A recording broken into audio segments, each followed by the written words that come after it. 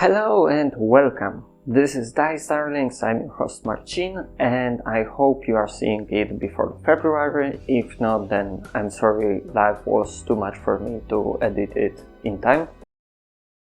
It's 2026 and I figured it's a good idea to look back at the previous year and think about all the good stuff I've enjoyed and maybe recommend some of it to you, although I'm so far back that I suppose everyone's already tried everything on this list. We'll see. This year was pretty great in terms of nerdy stuff for me, and I've organized everything in a few categories for your viewing comfort. So without stalling more, let's begin. Alright gamers, stand up, it's your time and I'm immediately going to disappoint you. This year was a year of cleaning my backlog of all the games, so there's only one game in this category, but what a game it is, just wait.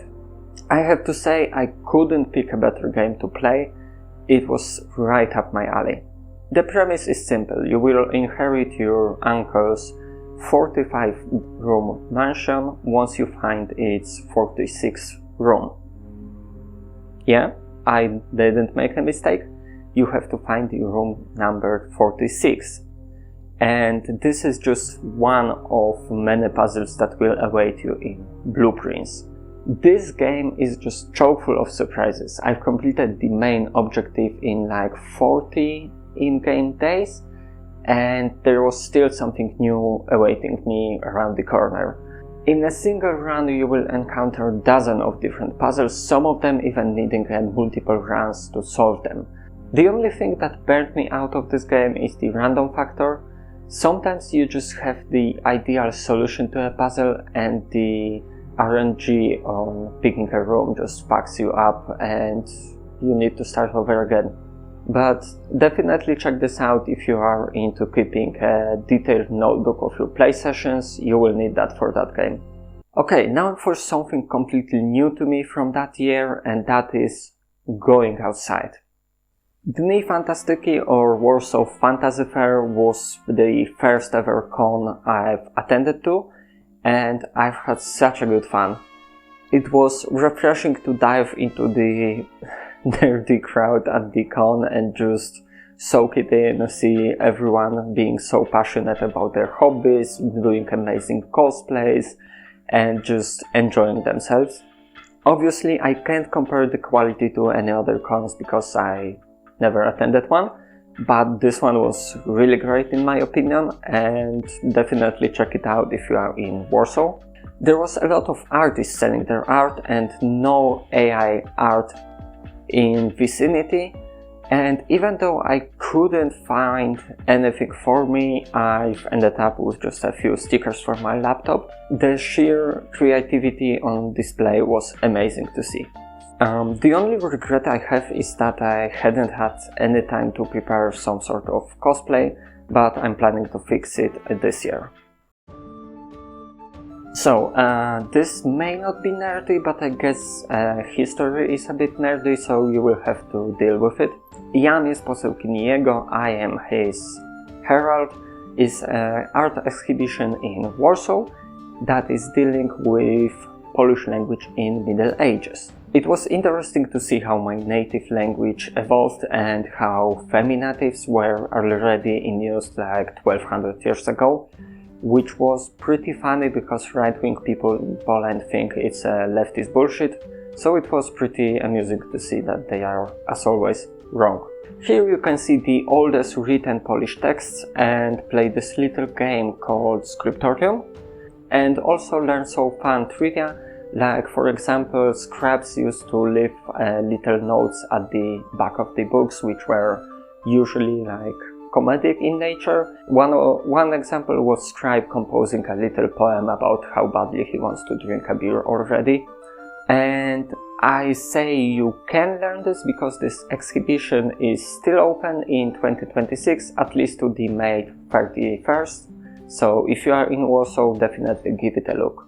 So I developed this little habit whenever I'm working on some minis, making dramas, or just being at my job, of listening to audiobooks. It's a sort of coping mechanism because I can't find enough time to read a proper book. So I try telling myself that it's like the same. It isn't, but it's like almost working. Anyways, I've quickly ran out of my favorite books to listen to, so I've gone to the internet and searched a bit and found this interesting little thing called audio dramas. Essentially, it's like an old school radio drama with characters in it, presenting you some sort of story. And here are my favorites from this year. This is like a delightfully dystopian take on reality show. This premise is really simple. The world is dying due to climate change, and a group of desperate people take part in a love-themed reality show, hoping to win its big prize, unimaginable amount of money and a safe home away from rising sea line. The show very quickly reveals its hands, showing you that there is something more sinister at play, and the whole show is a lot more dangerous than they think. I have to compliment the writers for writing and annoying characters. I think it's one of the hardest things to do writing-wise. You have to make them annoying enough so the audience hates them, but not annoying to the degree that they would just fall off the show and stop watching it. And I have to say Dave did it. There are wonderfully annoying characters here that you will hate, and you will come back for another episode just to see if they finally died. So imagine walking home one day and on your way you see the diner that you can swear it wasn't there yesterday. You decide to go in and see what it's all about. And then something weird happens. That's basically the premise of this show. It's all about time traveling, dimension spanning diner and its staff trying to solve different problems each episode. And you never know what the staff of Midnight Burger will have to face. Either alien invasion, maybe some historical figures, or maybe an indestructible android from far future. Who knows? The show is really wholesome, and despite being much on the comedic side of things, it will have some moments that will either make you cry or really stick into your memory for months. There is a new season coming out this year, so it's good time to start listening. Have you heard about gay pairing in modern cinema? I'm talking, of course, about Eddie Brock and Venom. Picture them in Call of Cthulhu setting, and you basically have the whole premise behind Malovelent Podcast. A private eye wakes up blind with a strange voice inside his head that seems just as confused as he is. From then on, they will have to discover origins. I don't know if you can hear that, but my neighbor is washing the dishes. We'll just wait. I just hope he isn't taking a shower or something. Okay, he finally stopped. As I was saying, from then on, they will have to uncover the mysteries of their afflictions and face various monsters from the Lovecraft mythos. It's full of horror, drama, and surprisingly some amounts of levity that is very much needed after desperate action they will take during this podcast.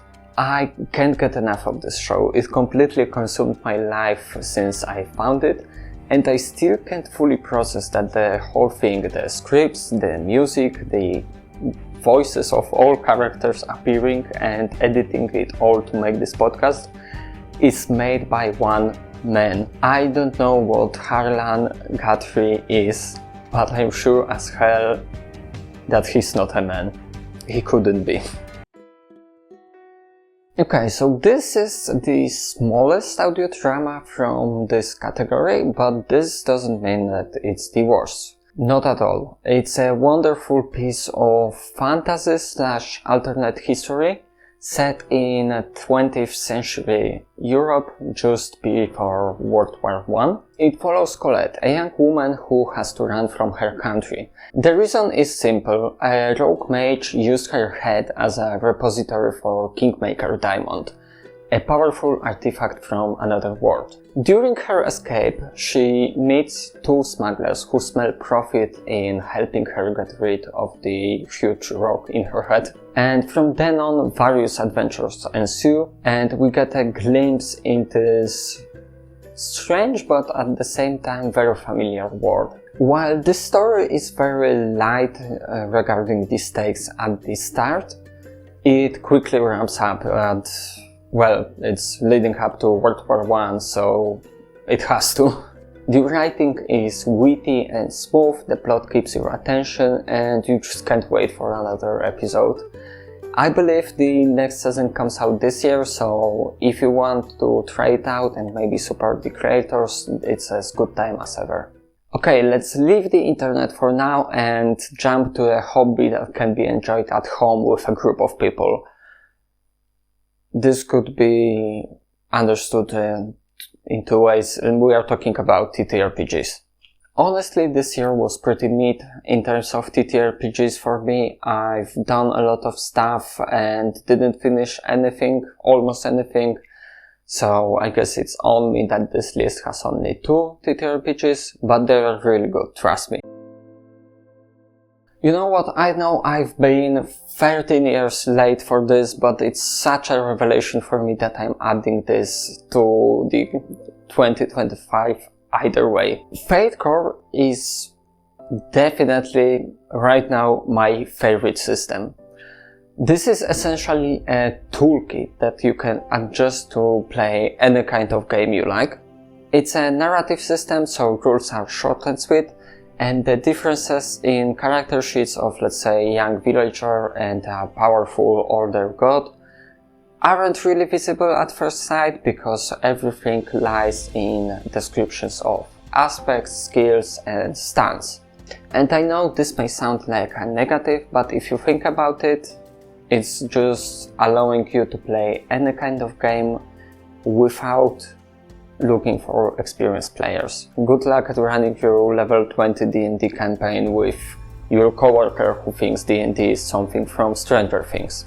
I'm actually thinking about making video about Fae later this year, so maybe let's end at it.